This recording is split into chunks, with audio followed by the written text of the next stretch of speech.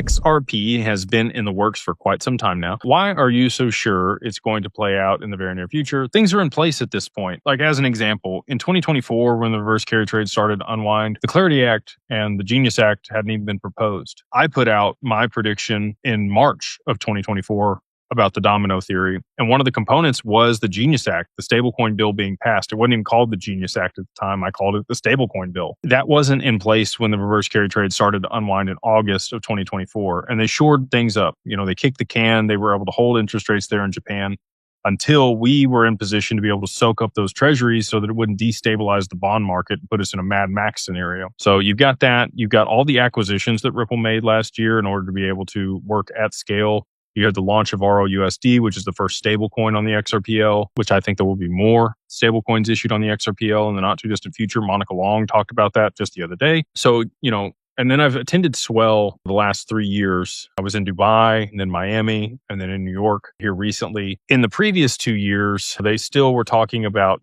compliance, regulation, custody, digital identity.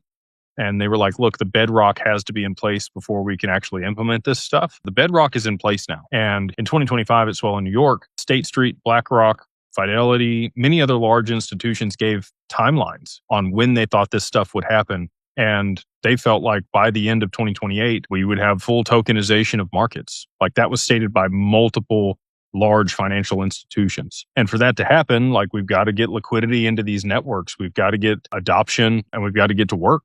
Tokenizing real world assets on chain. And we have to have settlement and payments first. That is the first thing that has to be in place after digital identity and custody are in place for these financial institutions.